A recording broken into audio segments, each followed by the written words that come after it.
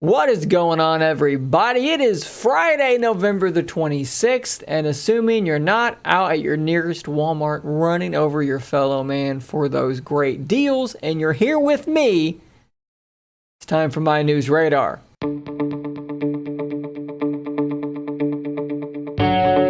This first news story is quite an interesting one, and first off, I must say thank you to Michael Chaz for sending it my way, because if he had not have done so, I likely would not have known about it. So let's talk briefly about Surface Neo. It's a device that everybody loves and wants to own and wants to have, and it's a dual screen device, much in the way of Surface Duo, but much larger. It was going to run Windows 10X. 10X gets canceled.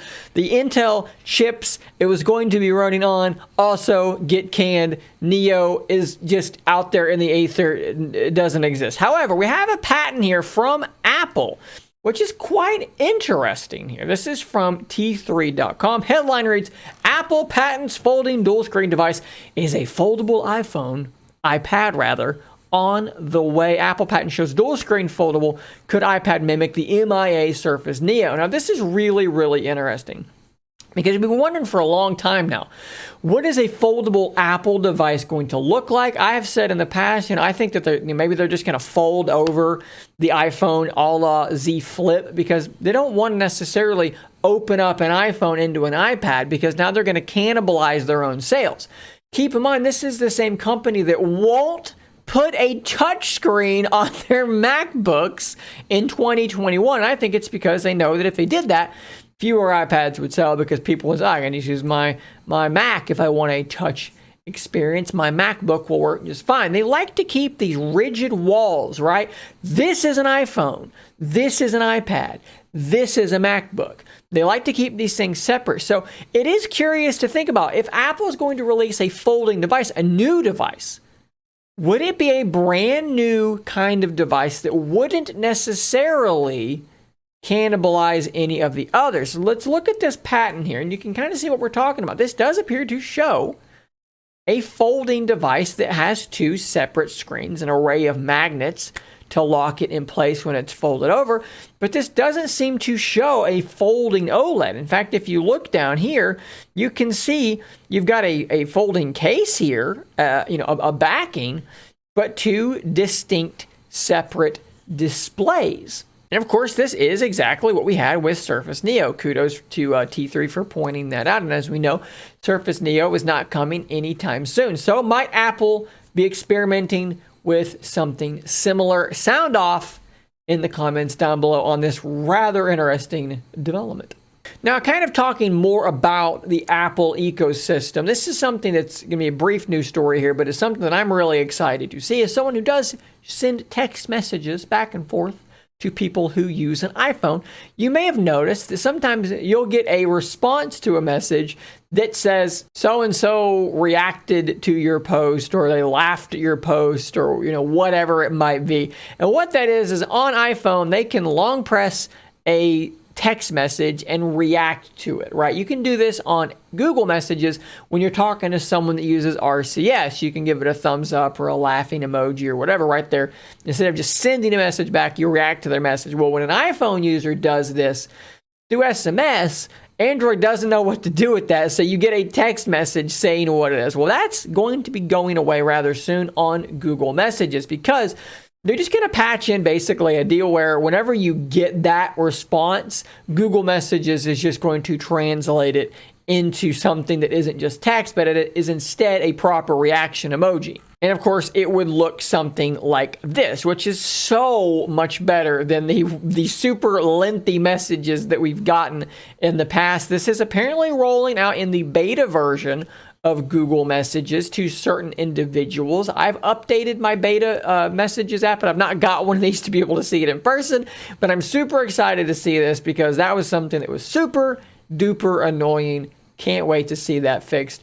Again, only on Google Messages though. So if you're using something else, that's not going to be a thing for you straight away. Let's do a quick update here on a new story I talked about on Monday. The Google Pixel 6a, the cheaper variant, the A series variant of the Google Pixel, has been leaked. And we have some more information here from 9 to 5 Google. Now, I mentioned a couple of things we didn't know. What's the processor? What's the system on a chip? And what's the camera? Now, I said maybe this is Tensor, maybe this is a 7 series Snapdragon. We don't really know. And then as far as the camera goes, I speculated that there was no way this was going to be the GN1, the 50 megapixel camera that the Pixel 6 both run. 9 to 5 Google has some details here. 9 to 5 Google is reporting that it will be running the same Google Tensor GS101 chip as the Pixel 6. Now, this is pretty cool, and this is really exciting because it does indicate that Google is like, yeah, we're going Tensor on all the things. We're not going back to Snapdragon for even the cheap phones. This is Tensor. This is what we're doing from now on. Now, as far as the camera, it's kind of what I was expecting. They've uncovered through digging through some of the software here that we're probably looking at the same 12.2 megapixel camera, the same sensor they used for years. They're going to go back to that again, 12 megapixel ultra wide and an 8 megapixel front facing camera. So that's basically the hardware of the Pixel 5. Although the front-facing camera is the one from the Pixel 6. So you're going to have very good camera performance, but no, it's not going to be in the realm of the Pixel 6 or the Pixel 6 Pro. 50 megapixel sensor allowing much more light in. I mean, look, don't get me wrong. The Pixel 5, which is over here somewhere, you know, that's the same sensor that's in this, right? And this takes fantastic pictures. So depending on the price, you're going to be getting Google Tensor, you're going to be getting, you know, Android 12 and all the cool Pixel goodies. You're going to be getting a look that's going to look just like the Pixel 6, right? It's going to fool people for the most part. You know, you're losing the headphone jack, but whatever. That's not a thing a ton of people use at this point. And the same old phenomenal camera performance we've had since like the Pixel 3, because that's the same sensor. So interesting update here on the Pixel 6a, depending on the price. I think it's going to have to be really cheap, right? We just saw the Pixel 6 for like $499 at Best Buy, and I linked to it on Twitter if you wanted to buy it there. How cheap is this thing going to be? Probably pretty freaking cheap. Let's talk for a second about updates coming soon for Surface Duo and Surface Duo 2. So we had an episode of the Windows Central podcast where Zach Bowden basically said, yeah, he knew coming out that the November update was going to contain effectively nothing, but the December update was going to be much more substantial. And of course, Android 11 coming to the original Duo, supposed to be happening by year's end. Well, Daniel Rubino on Reddit has had a little bit more to say, and I should credit someone else for sending this my way. Let's look at that real quick. Ongzoon tweeted this at me, so thank you for sending this my way. Here's what Daniel had to say. Latest we heard is sometime early December, Duo 2 gets a real update. Things like animation for apps opening. Thank God. How in the hell is that still... Okay, whatever, we're gonna move on. A new option for setting default display in single-handed mode. This is good. Some people are left-handed, and what he's talking about here is on Duo 2, you're here in tablet mode, right? And when you fold it around, even if you go this way, it assumes this is the display you're going to want to use. It's going to ask you to double tap to use that display. Well, after this December update, you can tell it which one you want to use. That's great for left-handed people. Bug fixes, etc. I wouldn't be surprised if the Your Phone single PC limitation is lifted. That would be fantastic. We get the apps feature on Your Phone. I've talked about this ad nauseum on the Z Fold 2 and all the Samsung devices. If you want to see more about that, look up Your Phone videos on my channel. I talked about it a lot already. Inking in Photos and Outlook may arrive may arrive around that time as well. And also, Duo 1 should be getting Android 11 also in December. It was supposedly signed off over a week ago. So this is all a lot of really, really good information here. So first off, Android 11 on Duo in December, you bet your bottom dollar. I've had people asking me, are you going to cover Surface Duo 1 when all this? Of course I am. Of course I am.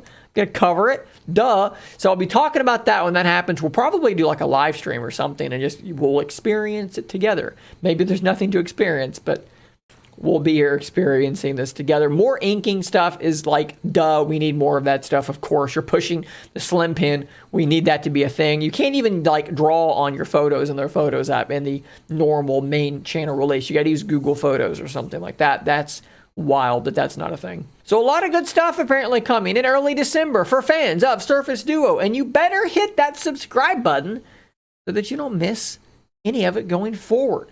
And last but not least here, Jerry Rig Everything did a video on Surface Duo 2 where he, as he does, physically abused Surface Duo 2 in ways that I can hardly comprehend. I talked about this on my live stream a few days ago. But if you've missed it, definitely go check it out. It may ease some of your concerns in terms of durability on Duo 2. I think it held up really, really well. In my ears right now, my mind, I can hear a ringing of him running a box cutter over the edge of Duo 2, and it is making my skin absolutely crawl to think of. I'm not hearing it, but I'm hearing it. So if you're audio sensitive, maybe you have some sensory processing problems like yours truly. When you see the box cutter come out and he's scraping on, I can't even think about it.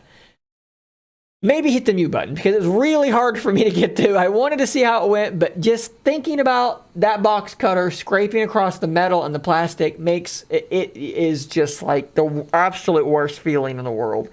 So if you're like me, hit mute. But if you want to see this thing be wrenched on and bent and burned and so forth, it holds up pretty good. I was pretty pleased with how it held up in the end. So good video there by Jerry Rig Everything. I'll link to all of the things I've talked about down below in the description. Guys, thank you so much for making it to the end of today's video because that helps the algorithm a ton. If you were so kind as to click subscribe, like, or even join, thank you a ton for that as well. Those memberships do flow money my direction more directly as well, and I am super duper thankful here on the day after Thanksgiving for all of that great stuff. I hope you all had a great holiday week here. I hope you didn't get into too many fisticuff fights over those great deals out there this morning. Stay tuned for the next News Radar every Monday and Friday. I'll see you on the next one. And until then, stay nerdy, my friends.